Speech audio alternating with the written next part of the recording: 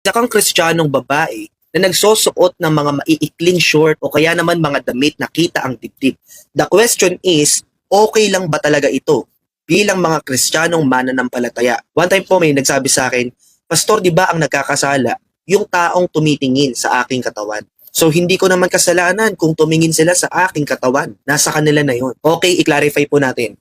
Tama naman po na kapag tumingin ang isang lalaki sa isang babae ng malaswa, ito po ay isang pagkakasala according po sa Matthew chapter 5 verse 28. Ngunit sinasabi ko sa inyo na ang tumingin lang sa isang babae ng may masamang pagnanasa ay nagkakasala na ng pangangalunya sa kanyang isip. So malinaw po na yung lalaking tumitingin dun sa babaeng malaswa ay nagkakasala. Ngunit paano naman yung nagiging dahilan ng pagkakasala ng mga lalaki, which is yung mga babae na nagsusuot ng mga maiikling short o kaya naman mga damit na kita yung dibdib o mga malalaswang damit. Nagkakasala ba sila? I tell you, yes. Basahin po natin yung sinasabi ng Matthew chapter 18 verse 7. Nakakaawa ang mga tao sa mundong ito dahil sa mga bagay na naging dahilan ng kanilang pagkakasala. Kung sa bagay, dumarating naman talaga ang mga ito. Ngunit, eto na po, pakinggan nyo mabuti.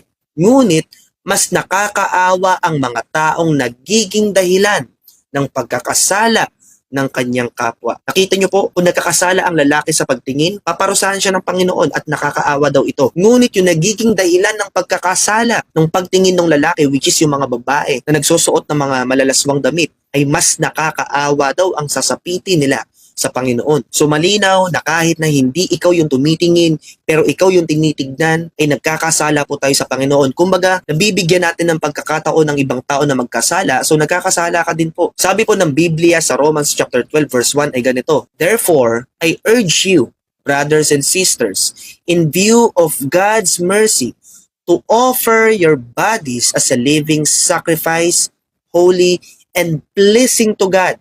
This is your true and proper worship. Sinabi po sa verse na ito, ang ating mga katawan ay dapat po in-offer natin as a living sacrifice, holy and pleasing to God. So meaning to say, yung katawan mo na yan, lagi mong iisipin kung nakakalugod ba yan sa Panginoon, nakakaluwalhati ba, napiplease ba natin si Lord sa bagay na yan. So girls, please, kung kayo po ay mga babaeng Kristiyano, ayusin po natin yung mga pananamit natin. At hindi lamang po sa loob ng simbahan, kahit nasang lugar ka, ayusin po natin yung suot natin. Make it sure na kapag may mga taong nakatingin, lalaki man o babae, dapat po ay nagiging maayos yung ating mga itsura, hindi malaswa at nagiging kalugod-lugod sa paningin ng Panginoon. Please, wala pong masasaktan, ito'y paalala lamang. So God